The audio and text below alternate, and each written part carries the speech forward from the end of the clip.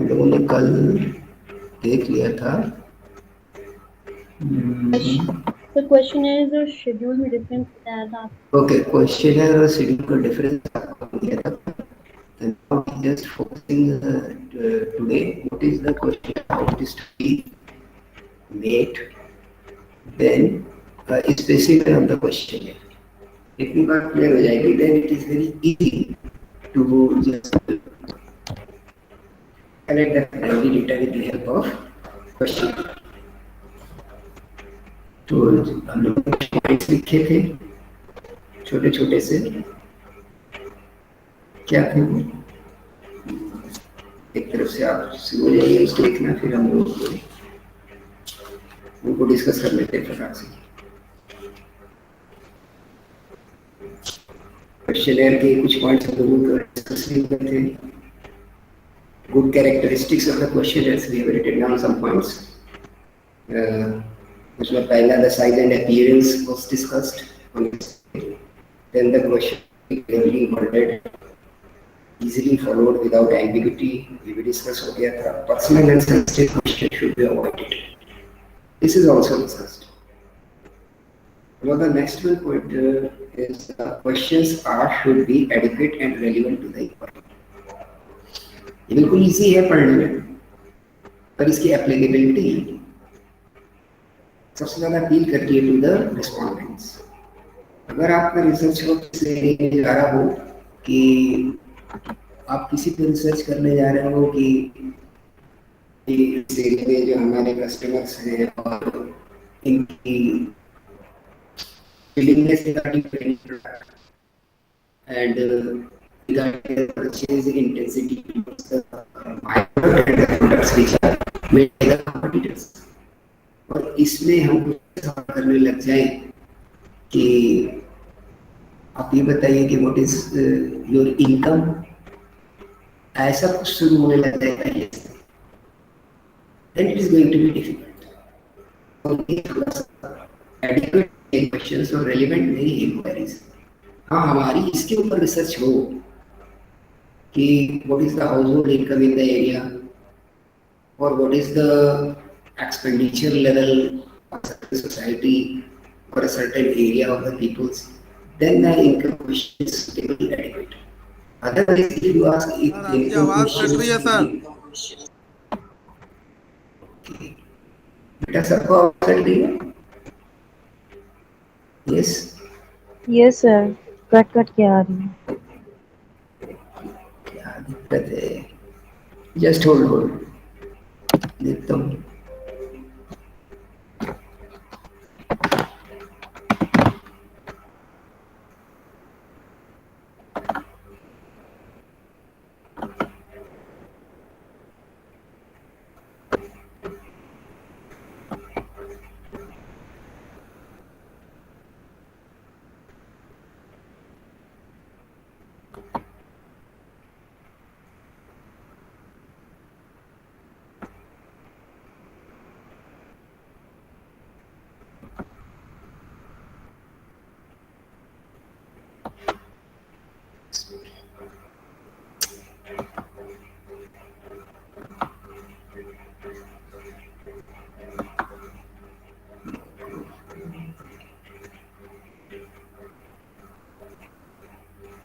Good morning, sir.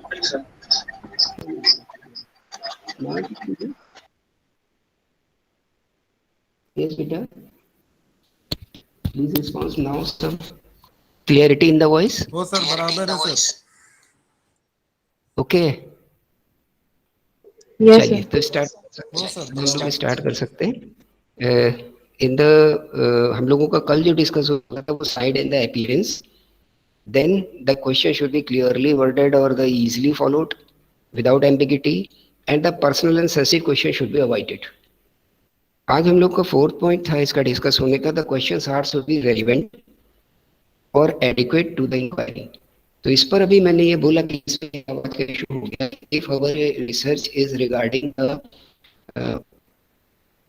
purchase taste or the sensitivity of the customers to purchase anything of product which is produced by any company और there competitors, इस पर अगर research चले हमारी और हमारे question में आ जाए what is income, it is not as such relevant, because if we are researching regarding the expenditure capacity of a society or of any area, then the question regarding of income is more suitable.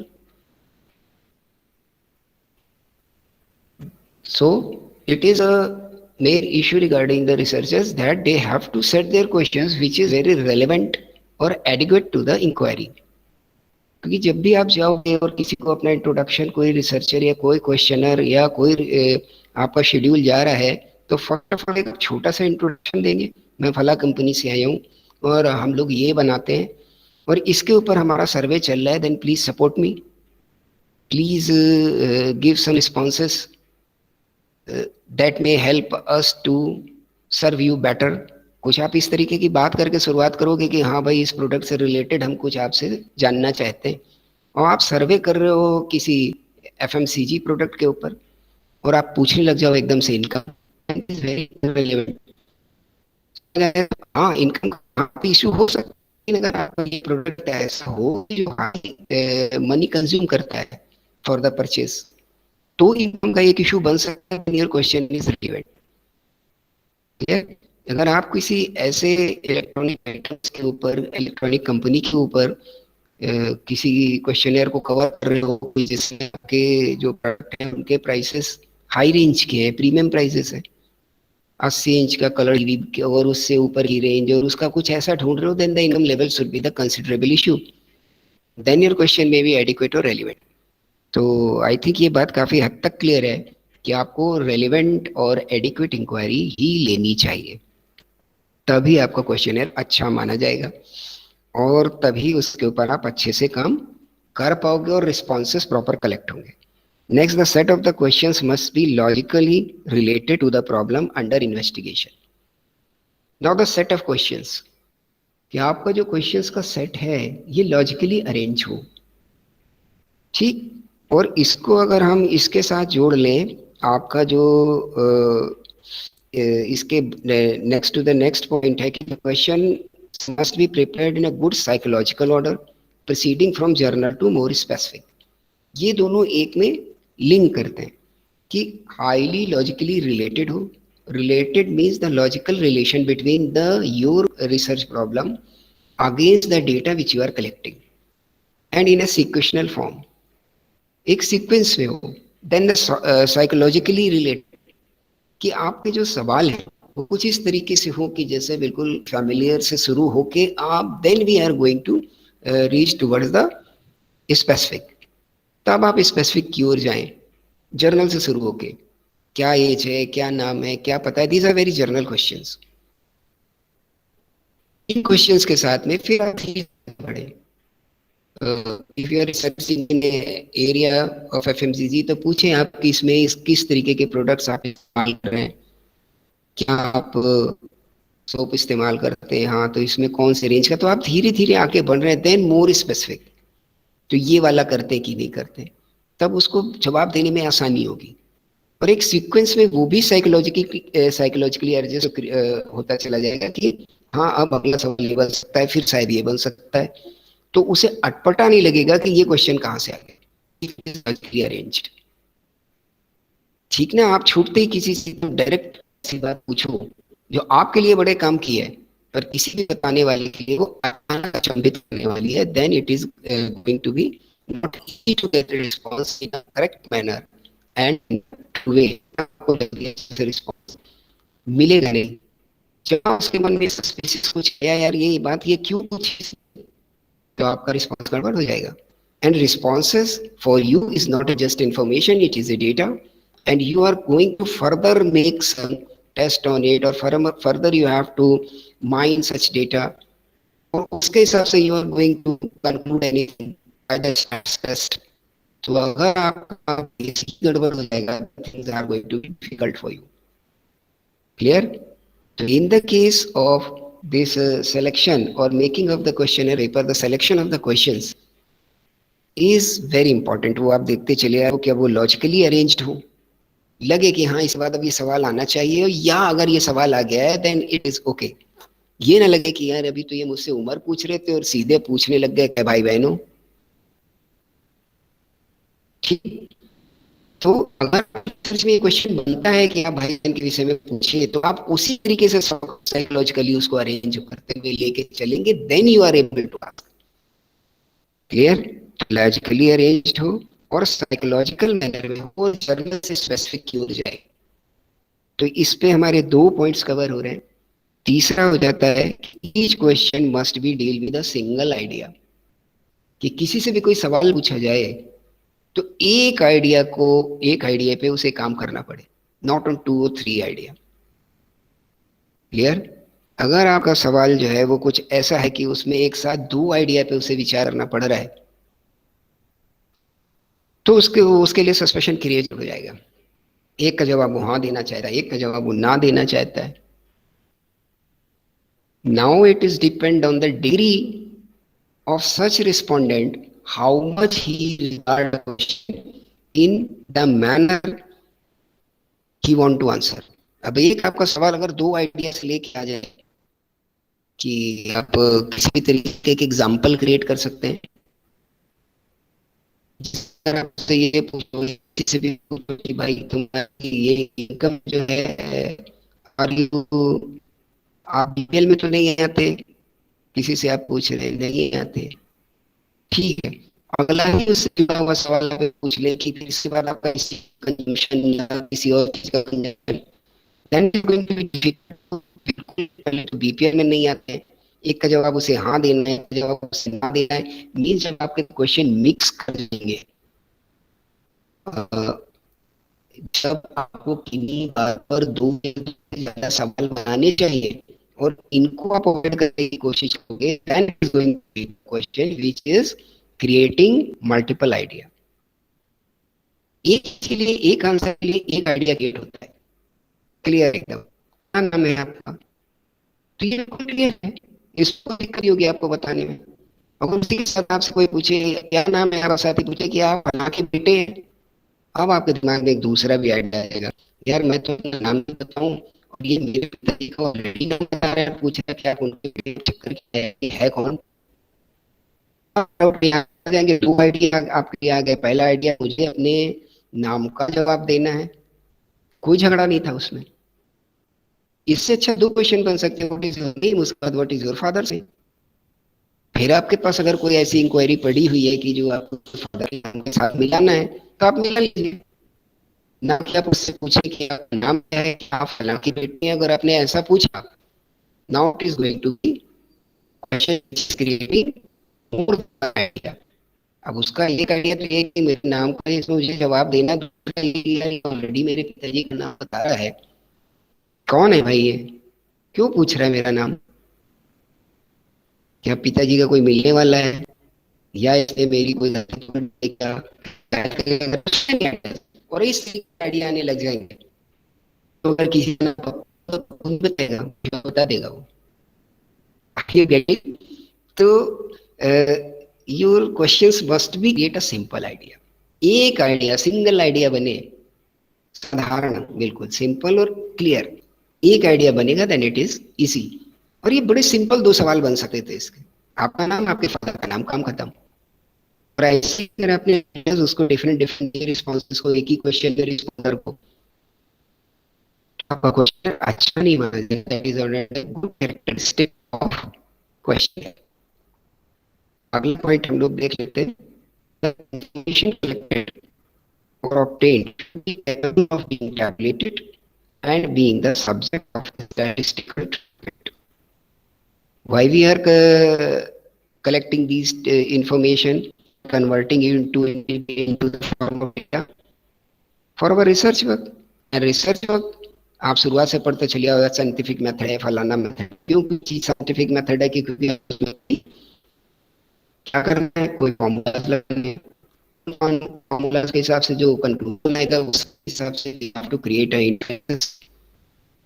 तो if my collect information is not as such easy to convert into the data, or it is get converted into the data, but it is not going to be tabulated. ऐसे type का कुछ data आ गया है, और उसकी table नहीं बन सकती, तो फर्दर काम नहीं हो सकता। कि आप अगर चाहो कि हमें ग्राफिकल प्रेजेंटेशंस देने हैं, तो अगर टेबल नहीं बन पाएगी then it is going to be difficult. Table बनेगी तभी तो कोई बनेगी, कोई फ्रीक्वेंसी बनेगी।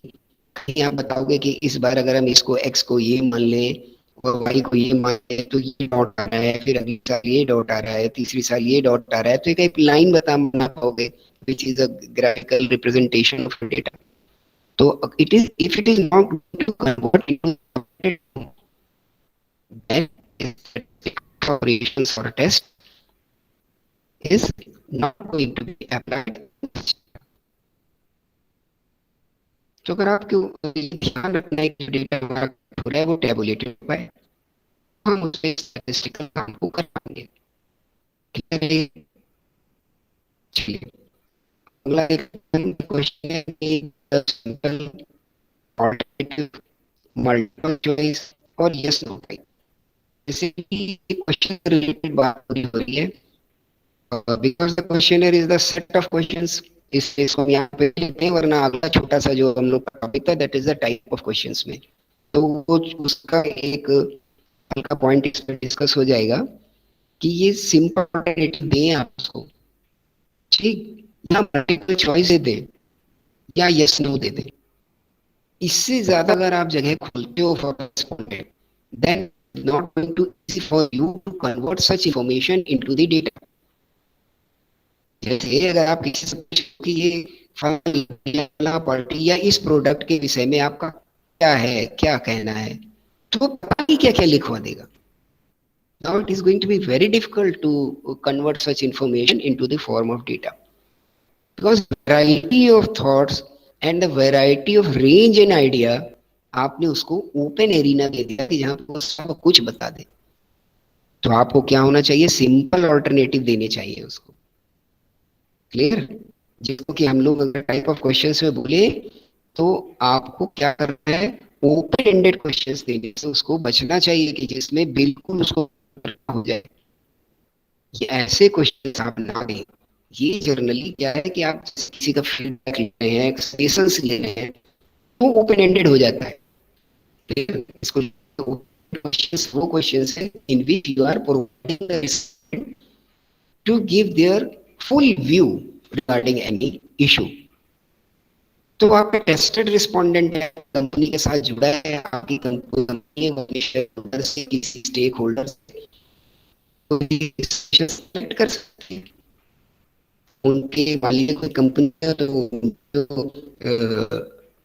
डेट होल्डर्स हैं जिनको डिबेंचर बेचे हुए हैं, जो लोन प्रोवाइडर हैं, regarding the payment operations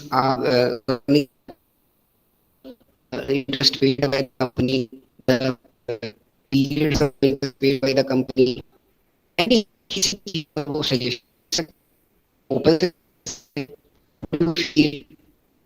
as the debt holders of company आपने ओपन किया उनको ओपन एंडेड, लेकिन वहां पे तो because those respondents are associated with you very nearly, वो आपके साथ डायरेक्टली जुड़े हुए हैं। अगर कोई आपके साथ डायरेक्टली जुड़ा है तो आपके होने वाली लाभ हानि का असर उसके ऊपर भी पड़ रहा है। और इस तरीके से अगर कोई आपके साथ जुड़ा है तो उसका सजेशन का जो एरिया है या जो प्रकार होगा वो काफी हद तक कैसा होगा, बहुत भागेगा नहीं होगा, क्योंकि उसकी भी लाभ हानि या उसकी भी जो रिलेशन से डिजायर है वो आपके साथ कहीं ना कहीं करती है, उसके एम्बिशन भी आपके एम्बिशन के साथ मैच करते हैं। इसीलिए तो घर वालों से सजेशंस लेते हैं, अपने नियर वन सजेशंस लेते हैं, because we are the associate.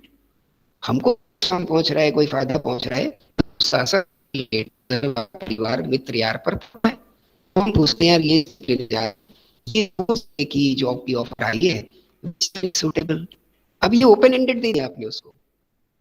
मान लीजिए आपके पास किसी 3 कंपनी की ऑफर आ जाए for the job, now you are in the position to not able to decide which company I had should join, किसको मुझे ज्वाइन करना चाहिए। तो आप क्या करोगे उस समय पे, अपनी तरफ से दिमाग लगाओगे, उन कंपनीज का जो है वो डेटा कलेक्ट करोगे, कौन पैसा अच्छा देता है, किसकी परफॉर्मेंस अच्छी है, आपने लेवल से कर लिया आपने। फिर उसके अलावा घर बार का भी एक रोल बनता है, क्योंकि इनका रोल इसलिए है को है, उनके ही काम करेंगे आपके, जिनकी ओपिनियन आपके लिए मोस्ट वैल्यूएबल है, एज वेल एज उनके जो रेंज ऑफ डेटा और the range of get affected with your decision is very high. इन ऐसे लोगों को आप ओपन एंडेड क्वेश्चन पूछ सकते हैं। आप किसी जुड़े हुए होते हैं तभी वो आपसे सजेशन मांगेंगे, फीडबैक मांगेंगे। कोई स्टूडेंट अपने स्टूडेंट से फीडबैक मांग सकता है कि कैसा जो चल रहा है क्लासेस से रिलेटेड या जो बाकी चीजों से रिलेटेड, इस पे फीडबैक है। ambition of the students is get connected with the ambition of the institution। समझ आ रही है ना बात? इस तरीके से ये चेंज तो फर्स्ट टाइम किसी से डेटा कलेक्ट करने जा रहे हो, वहां अगर वो आपके साथ जुड़े ही नहीं है, इस तरीके के देगा। तो इन क्वेश्चन वो है ना सारा किसी भी इशू के ऊपर, अगर कर लो तो आप उनको सिंपल अल्टरनेटिव दो कि या तो ऐसे सिंपल ज्यादा जगह मत दो उनको, आप उस इंफॉर्मेशन को हो जाएगा। या मल्टीपल चॉइस दे दो। आपको लगता है कि क्वेश्चन ऐसा है कि जिसमें आंसर्स को भी करना है तो ये कर दे दो। Very good, very good, excellent, mark खा लीजिए तो मल्टीपल हो गया आपको। क्लियर? या तो यस नो दो। इससे अगर आप क्वेश्चन का जो कैरेक्टरिस्टिक्स है थोड़ा गिर रहा है, इनको दे सकते हैं और बाकी जिनसे आपको डेटा को ओपन एंडेड क्वेश्चंस कर नहीं देने चाहिए। आगे बढ़ो। सबसे आसान और सबसे अच्छा वाला था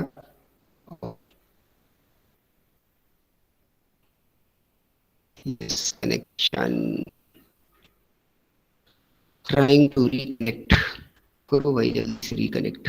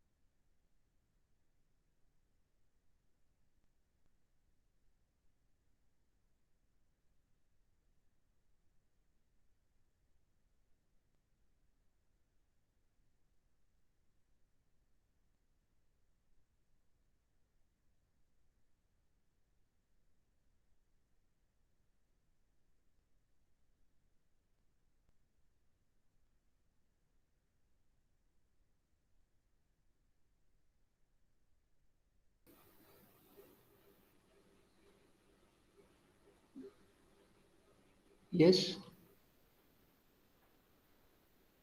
प्लीज रिस्पॉन्स बेटा। आज मिली आप लोगों को? यस सर, आ रही है। Yes, sir.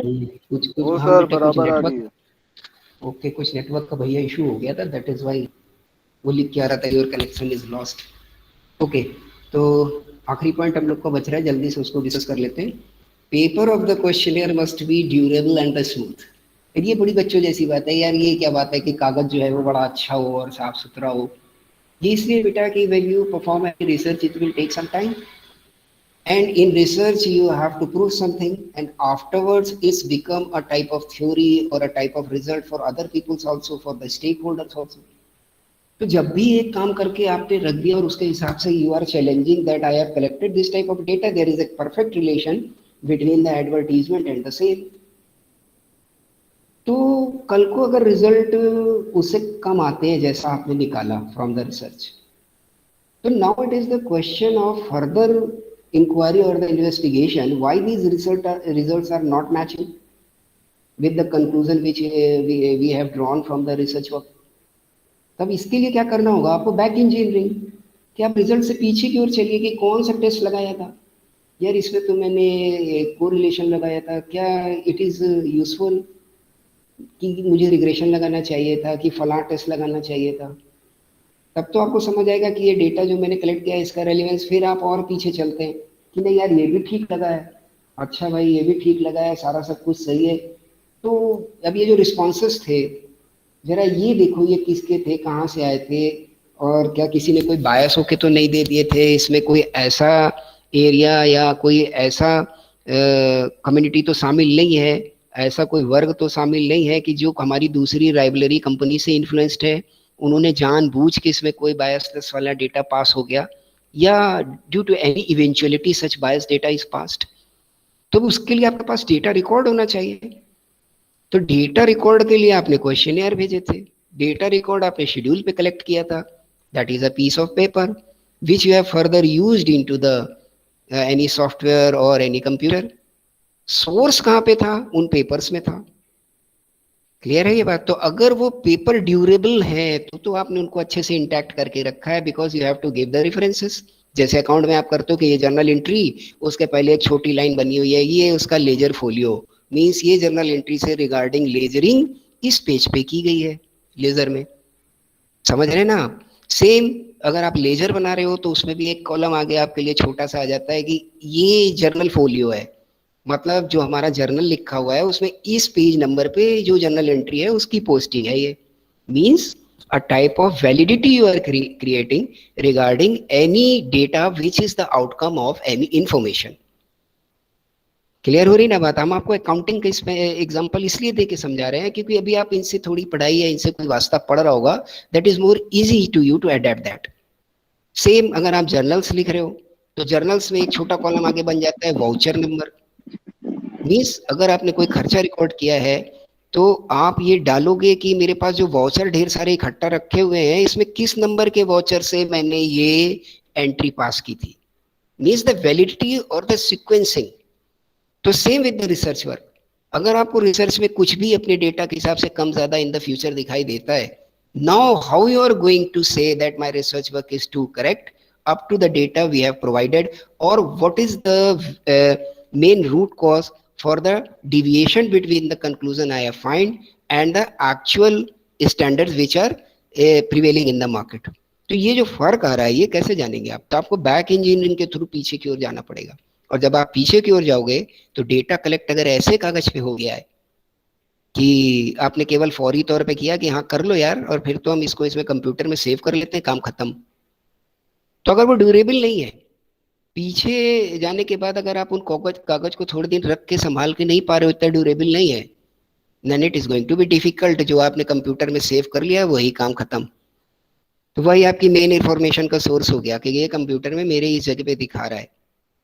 कंप्यूटर में ये एंट्री पड़ी होनी चाहिए कि ये जो मैंने टेबल क्रिएट की हुई है इसका एनेक्स्चर ये है कि ये इतने सारे जो मेरे पास 100 पन्ने हैं इसमें 99 या 98 या 97 नंबर का जो पेज है वहां से ये डेटा आया है। गेटिंग? इसलिए ड्यूरेबल होना चाहिए। क्लियर? दूसरा बोलता है स्मूथ। अभी स्मूथ का भी बड़ा छोटा सा है, बड़ा आसान, लेकिन इसके भी बड़े मीनिंग है। कई दफे आप देखो कि कुछ पेपर्स ऐसे होते हैं कि जो मुड़ने उड़ने के बाद उनमें एक अजीब सी रिंसेस आ गई, तो आप लिख रहे हो 5 तो वो लाइन ऐसी दब गई कि वो 5 का जो है ऊपर वाला हिस्सा ही गायब हो गया है, केवल सेमी सर्कल टाइप का दिखाई दे रहा है। नाउ यू आर कंफ्यूज्ड कि यार ये 0 था कि 2 है, कुछ समझ नहीं आ रहा है। तो आप तो आपका पेपर स्मूथ हो, साथ ही साथ ड्यूरेबल हो। ये बड़ी सिंपल सी बात है। अगर ये सारा काम आप कर ले रहे हो then you can say you are preparing a good questionnaire. ये उसकी कैरेक्टरिस्टिक्स को केवल हमने अभी तक डिस्कस किया है। तो जल्दी से ये जितने पॉइंट डिस्कस हुए हैं, if you have any query regarding it please just raise it, otherwise we have to proceed further. Yes, any query? No, sir. Okay. Then what is the questionnaire? Questionnaire is the outcome of the questions. तो अब ये question क्या होते हैं, इसमें बहुत छोटी सी चर्चा हो जाएगी, तो ये पूरा टॉपिक आज ये खत्म हो जाना है। इसके बाद क्वेश्चनर और शेड्यूल और ये डेटा कलेक्शन की बात करने की जरूरत नहीं पड़ेगी। अब बोल दिया गया क्वेश्चनर, क्वेश्चनर क्या है कि उसमें क्वेश्चंस का समूह इकट्ठा है। अभी क्वेश्चंस क्या है, एक आध तो आपके साथ डिस्कस ही हो गया कि ओपन एंडेड, एक ये क्वेश्चंस का प्रकार होता है कि ओपन एंडेड, वो मैंने आपके साथ अभी पिछले एग्जांपल में डिस्कस कर दिया। साथ ही साथ यस और नो भी डिस्कस हो गया है आपके साथ, फिर मल्टीपल चॉइस भी डिस्कस हो गया है। तो ऑलरेडी आपने 3-4 तरीके की डिस्कशंस हो सकी है। नाउ द स्ट्रक्चर्ड क्वेश्चंस, ये पॉइंट आप लिख सकते हैं, स्ट्रक्चर्ड क्वेश्चंस। स्ट्रक्चर्ड क्वेश्चन कौन से हैं कि जिनको आपने अपनी हिसाब से as per your need and requirement of the research बनाया हुआ है। Those are the structured questions. ठीक, जैसे किसी की उम्र आप पूछ रहे हैं उससे, ठीक, ये एक सिंपल क्वेश्चन है एकदम, व्हाट इज योर एज।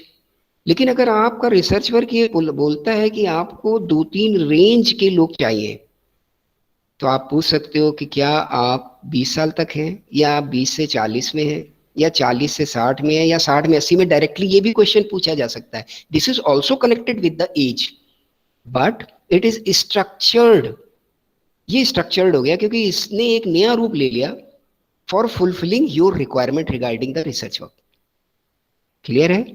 तो वो बंदा बताएगा हाँ भाई मैं 40 से 60 की रेंज में हूँ, या मैं 20 से 40 की रेंज में हूँ। क्यों भाई, मेरी एज 32 है या 45 है, वॉटेवर। तो ये तो आपको मिल ही रहा है कि व्हाट इज द एज, पर आपने उसको स्ट्रक्चर्ड कर लिया कि अगर हमको आगे इसकी ग्रुपिंग करनी है तो आपके लिए काम बहुत आसान हो गया कि इस रेंज के तो ये बिल्कुल अलग है, वहां पे आपको टेबुलेशन में छांट छांट के अलग नहीं करने। क्लियर? तो स्ट्रक्चर्ड क्वेश्चन, ऐसे कई तरीके के क्वेश्चंस को ऐसे स्ट्रक्चर्ड किया जा सकता है फॉर योर पर्पस। ठीक है, नेक्स्ट लीडिंग क्वेश्चंस, ये बड़े मजेदार हैं, इनको अवॉइड करना चाहिए रिसर्च में। ये किस तरीके के क्वेश्चन होते हैं, ये लीड करते हैं रिस्पोंडेंट को या सजेस्ट करते हैं और डायरेक्ट करते हैं towards the answer which the researcher desire. Clear? जैसे आपसे कोई पूछे shall we agree to this action against this problem, अगर कोई पूछे कि क्या हमको इस पे सहमत होना चाहिए कि इस तरीके की कोई घटना घटे तो इस पे ये कार्यवाही सही है, मतलब अब आपको वो लीड कर रहा है, वो क्या जानना चाह रहा है आपसे। सीधे पूछो ना कि यार ये एक्शन सही है या गलत है। बात समझ आ रही है ना मेरी आपको? आप सीधे पूछो कि ये जो एक्शन लिया गया regarding any issue, is it correct, या व्हाट यू से, इज इट करेक्ट और नॉट करेक्ट। डायरेक्टली आप पूछो क्या इस पे सहमत हैं आप, तो इसका मतलब क्या कि हम तो सहमत ही हैं, या आपको हम पुश कर रहे हैं कि you should answer this yes I am agree. Clear? If we ask this type question, shall we agree on any issue, ये क्या साउंड कर रहे हैं कि I am agree, then I just know are you agree or not. इस क्वेश्चन को twist किया गया। प्लीज ये बात समझ में आ रही है? लीडिंग क्वेश्चन क्या है कि जो डिजायर या आंसर रिसर्चर चाहता है उसकी ओर पुश करे, पुश करता हुआ दिखाई दे। These are the leading questions. Leading questions avoid करने चाहिए in the good questionnaire. Clear? वहां पर इनको अवॉइड करना चाहिए। इनका नेचर कैसा होता है कि या तो लीड करते हैं ये रिस्पोंडेंट को एक आंसर की ओर ले जाते हैं ना, लीडर की तरह धक्का देते हुए कि हाँ इसी को मान लो, या सजेस्ट करते हैं उसको कि ये आंसर होना चाहिए, या डायरेक्शन देते हैं कि इस तरफ चलो। क्लियर? तो इनसे बचना चाहिए। क्लियर है? तो ये लीडिंग क्वेश्चंस को Yes, आपको बचना चाहिए in the making of the questionnaire. अब अगला पॉइंट है आपका doubled barrel question. Doubled barrel question किस तरीके के क्वेश्चन है कि ये वही कि एक क्वेश्चन में 2 साउंड आए। वहां पे हम लोग क्वेश्चनर पढ़ रहे थे तो उसमें हम लोगों ने बोल दिया कि ऐसे क्वेश्चन नहीं आने चाहिए और उनमें सिंगल आइडिया आना चाहिए। तो ऐसे क्वेश्चन को हम बोलेंगे क्या? तो ऐसे क्वेश्चंस को हम बोलेंगे डबल्ड बैरल्ड और मल्टी बैरल्ड। इसका एग्जांपल वहां पे भी डिस्कस हो चुका है। Now we are talking about the types of questions. तो अगर आपको बोलना बोलना पड़ जाए कि भाई ये कल को कोई पूछ ले कि ये क्वेश्चन आपने क्यों हटा दिया, तो आप बोलोगे कि it is not creating a single idea. तो क्या यार सिंगल आइडिया और मल्टीपल आइडिया कुछ समझ नहीं आ रहा है, तो आप बोल दो it is a double barrelled और मल्टी बैरल्ड। ये क्वेश्चन का स्पेसिफिक आइडेंटिटी है कि अगर वो, फिर वहां पे वही बात है जो मैं उस बात को दोहराऊंगा कि किन्हीं भी सवाल के अगर 2 सवाल या 3 सवाल बन सकते हैं या ज्यादा बन सकते हैं, उनको आपने एक में मिक्स करने की कोशिश की, then it is double barrelled multi barrelled. मतलब एक क्वेश्चन के 2 या 3 जवाब अगर किसी को देने पड़ जाए, 2 या 3 तरफ सोच के आंसर हो, सिंगल ना हो, then it is double barrel और मल्टी बैरल। बेहतर यह है कि आप छोटा एक जवाब लें और फिर आपको दिख जाए कि जो आपका दूसरा क्वेश्चन आप अटैच करना चाहते हो उसका एक अलग जवाब ले लीजिए। क्लियर है? अगर आपको लगता है कि ये जो मेरे सवाल का जवाब है इसमें कई सारे आंसर आ सकते हैं, तो आप उसको थोड़ा खोल दो मल्टीपल चॉइस में कि वो अपनी डिग्री भी एक्सप्लेन कर ले जाए। But you have to avoid the double barreled or the multi barreled questions. Clear? Now Yes, sir. attitude regarding questions, इनकी जरूरत तब पड़ती है when we are in the research of the social sciences और the psychological feedback जब हमें चाहिए होता है regarding the taste और preferences of the customers। तो taste और preference कहाँ से कनेक्ट हो रहा है? साइकोलॉजिकल से ज्यादा कनेक्ट होता है, इनकम से तो कनेक्ट है ही है, वो तो आपको देखना ही है। साथ ही साथ इनकम के अलावा ये किससे कनेक्ट होता है? आपके टेस्ट से और प्रेफरेंसेस से। तो ये एरिया आपके एटीट्यूड से मिलता है। एटीट्यूड का मतलब यहाँ पर दृष्टिकोण। क्लियर? अच्छे से समझ आ जाए जिसमें, इसलिए ये वर्ड मैंने यूज किया हुआ है, क्योंकि एटीट्यूड का मीनिंग तो सीधे सीधे आजकल जो यूज में है उसमें बहुत एटीट्यूड है, तो घमंड दैट इज नॉट, वो यहाँ पे काम नहीं कर रहा है। यहाँ पे दृष्टिकोण, तो जो दृष्टिकोण से रिलेटेड क्वेश्चंस हैं, गेटिंग, उसके माइंडसेट से रिलेटेड किसी के क्वेश्चंस एरिया जिस पे आप काम करना चाह रहे हो, उन पर अगर आपके सवाल आ रहे हैं, then it is attitude questions. मतलब you are in the path to correct the qualitative data. क्योंकि जब भी आप किसी के इस पर काम कर रहे हो एटीट्यूड्स के ऊपर, देन आप कौन सा डेटा कलेक्ट कर रहे हो? क्वालिटेटिव, क्वांटिटेटिव नहीं है। क्योंकि क्वांटिटेटिव तो किसी की हाइट होगी, किसी की वेट होगी, किसी की इनकम होगी, किसी एरिया में रहने वाले लोगों का नंबर्स होगा, ये सारी चीजें हो सकती हैं quantitative. But attitude can not be measured in the term of quantitative, वो क्वालिटेटिव है। Now you have way to give the area. अब आप एक उसको एरिया दो, उसके कुछ नंबर दो, means a type of scaling. Scaling इसके बाद एक अलग टॉपिक आएगा आपका, कि आप स्केल करो उसके क्वालिटेटिव रिस्पॉन्सेस को, जो हम लोग आसानी से समझते आए हैं कि very good, very large, very high और एक्सीलेंट और पुअर, बैड पुअर, ऐसे करके 6 7 5 आपने उसको एरिया दे दिया, और उनके आप एक नंबरिंग कर लो कि अगर किसी ने वेरी पुअर दिया है तो इसको मुझे 1 नंबर देना है, और किसी ने एक्सीलेंट दिया है तो उसको 7 नंबर देने हैं। ऐसे करके आप नंबरिंग तो कर सकते हो। Clear? You are just converting the quantitative data into the quantitative। इन ऐसे तरीके के क्वेश्चंस को हम लोग बोलते हैं एटीट्यूड क्वेश्चंस। ठीक, तो काफी सारी बातें क्वेश्चंस पे हो गई, क्वेश्चनर्स पे हो गई।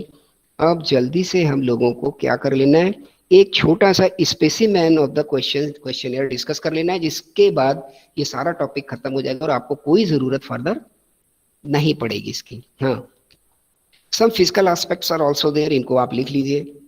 जनरली क्वेश्चनर का साइज कितना होना चाहिए? 20 to 30 centimetre normally used and acceptable size, 20 to 30 centimetre, properly printed और साइक्लो स्टाइल। ठीक, स्पेसिंग चाहिए इसको प्रॉपर। मार्जिन आपको छोड़ना है 4 centimetre in the left side and 1.5 to 2 centimetre on the right side.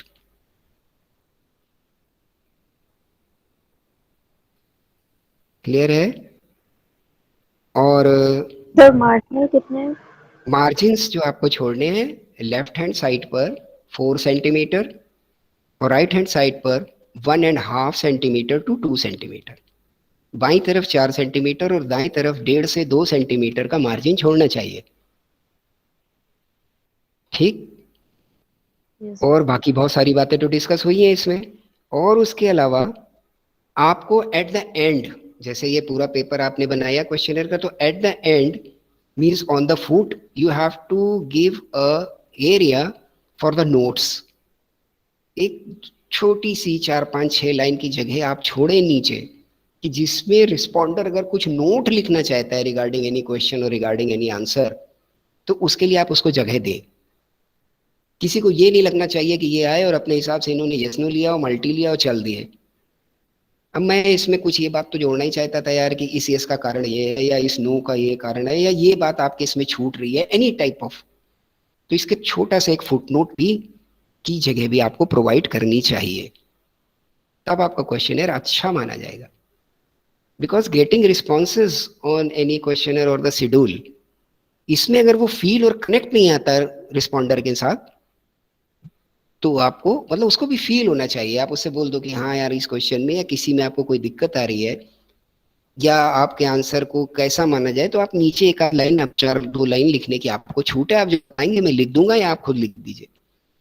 Schedule हो रहा है तो आप उससे पूछ के लिख सकते हो, क्वेश्चनर में तो वो खुद ही लिख के भेजेगा आपको, अगर भेजेगा तो इतनी जगह भी आप उसको दें। तो ये एक फॉर्मल स्टैंडर्डाइज पैटर्न है for collecting the responses in the questionnaire, और इसको डिजाइन किया है डीसी मिलर ने, मिस्टर डीसी मिलर। इन्होंने 16 कमांडेंट्स दिए फॉर प्रिपेयरिंग अ क्वेश्चनर और शेड्यूल। ठीक 16 तरीके के इन्होंने नियम आपको बताए हैं। DC Miller, D for Delhi, C for Calcutta और मिलर, ये साहब है इन्होंने दिया है और मोस्ट वाइडली एक्सेप्टेड है, जिसमें ये सारी बातें और बाकी बातें आपसे जो पहले डिस्कस हो गई वो इसका हिस्सा है। 16 commandants. Clear? Yes, sir. Okay. तो अब टाइम तो काफी कम बच रहा है, लेकिन मैं ये चाह रहा हूँ कि ये आज हो जाए जिससे आगे अब आपको ये दोबारा ना सुनना पड़े। तो if any survey is going to be make on the expenditure regarding the student in a city और इन एनी इंस्टीट्यूशन, तो किस तरीके से इसका लॉजिकल सीक्वेंस हो, बस मैं उसको केवल आपको बता रहा हूँ। आप देखते चलिए कि the name of the student अगर एक जिले में हो रहा है तो ठीक। अब नेम मिल गया आपको, तो अगला सवाल क्या होना चाहिए? What is the in which class, तो ग्रेजुएट है, पीजी में है। अच्छा ग्रेजुएट पीजी हो गया, देन अगला what is his discipline, he is in arts science commerce law और मैनेजमेंट, सारे डिसिप्लिन ले लीजिए। बीटेक में है, किस में? Now the name of the institution, क्योंकि हमारा रिसर्च कहाँ पे हो रहा है? The expenditure of the students पर। तो पहले हमने तो स्टूडेंट से रिलेटेड सारी बातें कलेक्ट की। नाम क्या है, किस कोर्स में है, किस इंस्टीट्यूशन में है, कौन सा उसका वो है, पोस्ट ग्रेजुएट में है क्या, इतना डेटा हमने ले लिया। Now the address, now the address, then the age. Age में, एज के बाद आप उसकी डेट ऑफ बर्थ भी रिकॉर्ड करा सकते हो। Then the father's name, then father's occupation, because we are searching towards his expenditure ability। और स्टूडेंट्स हैं तो एक्सपेंडिचर एबिलिटी के लिए आपको हाउस होल्ड इनकम की ओर जाना पड़ेगा। तो आप देखिए बिल्कुल साइकोलॉजिकल मैनर में, father's name, father's occupation, monthly income of the father, number of the other family members और उनकी इनकम। इतना आपने पहले डेटा ले लिया। फिर आप पूछ लीजिए कि स्टूडेंट की कोई अपनी इनकम है क्या? होती है कई सारे बच्चों को, तो वो बोलता है अगर हाँ, तो अब आपको उसके लिए भी तो जगह देनी है कि क्या ये जो इनकम है, तो whether it is from any scholarship और any special type of art work और ability in a student to earn something, वो पूछ लीजिए आप। ठीक। फिर वो जो अमाउंट उसके पास होता है उसमें उसका अपना कितना है, फैमिली से कितना रिसीव हुआ और पर्सनल रिलेशंस में कितना रिसीव हुआ, उसके मामा कितने दे देते हैं, चाचा कितने दे देते हैं, कौन क्या दे देता है, कुछ लोग भाई उधर कौन क्या दे रहा है। इस तरीके से उसकी पहले टोटल इनकम आप निकाल लीजिए। फिर एक्सपेंडिचर की बात पे आ जाइए कि ये जो आप एक्सपेंडिचर करते हो, नाउ गिव द उसका डेटा आप कलेक्ट कर लीजिए कि कॉलेज फी में कितना जा रहा है, then the books and the other study material पे कितना जा रहा है, अगर हॉस्टलिंग कर रहे हैं, घर से बाहर रह रहे हैं, तो हॉस्टल्स पे क्या खर्चा है, लॉजिंग बोर्डिंग पे क्या खर्चा है, कोई रेंट देना पड़ रहा है। ठीक। उसके अलावा इंस्टीट्यूशन से और घर तक आने जाने का कोई अगर किराया है, ट्रेवलिंग एक्सपेंस है, तो उसको रिकॉर्ड कर लीजिए। ये वन टाइम है कितना है और रोज का कितना है। दूर अगर किसी शहर में रहते हैं तो यहाँ आने पे वन टाइम भी नोट करना है, और शहर में है तो अप डाउन करना है अगर, तो उसका भी नोट करना है। Then the expenditures of the curricular activities, क्योंकि स्टूडेंट्स में है तो कुछ हॉबी होंगी, तो और जो करिकुलर एक्टिविटीज है, किसी स्पोर्ट्स में है कुछ है, तो उसमें क्या एक्सपेंडिचर है। देन द एंटरटेनमेंट से रिलेटेड, उसमें क्या एक्सपेंडिचर है for the picnic, magazines and the outings, कुछ अदर एक्सपेंडिचर्स। ठीक, यहाँ तक का काम आप कर लोगे तो आप देखोगे कि उनके एक्सपेंडिचर की सारी वेराइटीज और उनका इनकम के अगेंस्ट में कंपैरिजन बड़ी आसानी से आप कर पाएंगे। आपका रिसर्च का काम इस तरीके से आपको क्वेश्चनर प्रिपेयर करना चाहिए। फिर आप पूछ लीजिए कि whether the income you are getting और the expenditure you are making is sufficient. यहाँ पे उनके लिए एरिना छोड़ दीजिए थोड़ा सा, जिससे उनको ये लगे कि मैंने जो बताया है कि इसमें कुछ काम की भी बात मेरे लिए आगे हो सकती है, कि शायद मेरे जैसे 10 लोग मिल जाएं जो बोले नहीं कम पड़ रहा है, तो आगे शायद बढ़ा दें घर वाले या कॉलेज फीस कम कर दें, तो उनके लिए भी कोई जगह आप छोड़िए। ठीक, अगर वो बोलते हैं कि नहीं हाँ मुझे और चाहिए, तो फिर आप पूछ सकते हो कि कितना और। ठीक है ना। तो इस तरीके से कुछ आप क्वेश्चनर को बनाओगे। और लास्ट में सबसे इंपॉर्टेंट बात, धीरे ये भी पूछ लीजिए, if you have any saving, क्या कोई सेविंग भी है आपके, क्योंकि expenditure is directly connected with the income and the saving. And if there is any saving, what type of saving they are preferring. आप बिजनेस स्टूडेंट हैं तो इस पर खास ध्यान होना चाहिए कि यूथ में किस तरीके की सेविंग सबसे ज्यादा प्रचलित है। क्या बैंक में पैसा रखना चाहते हैं या किस फॉर्म में रखना चाहते हैं। क्लियर। तो एक बहुत अच्छा आपका estimation regarding the expenditures of the student of a city किया जा सकता है, और ऐसे क्वेश्चनर्स को प्रिपेयर करा जाता है। This is a just specimen. Clear. Research problem थी the expenditures of the students in a city. Clear है। Yes, any doubt Yes, regarding. Yes, sir. तो काफी टाइम हम लोगों को लग रहा है कि कुछ क्लास का ऊपर भी चला गया है। We have taken just 2 or 3 minutes excess because of network failure. बीच में नेटवर्क थोड़ा परेशान करता रहा है, इसलिए हम लोगों ने 2-3 मिनट ज्यादा ले लिया आपकी परमिशन के बगैर। So now it is time to close the class. If you have any query then जल्दी से पूछ लीजिए उसको, बाकी फिर कल बात होती है। यस, एनी क्वेरी बेटा। No, sir. no, sir. Okay, thank you very much. Thank you all of my students, Thank you, sir. respected students. Okay, thank you. sir. Thank you. Thank you, sir. Yes, sir. Thank you, beta. Thank you, respected sir. Thank you, beta. Thank you, beta.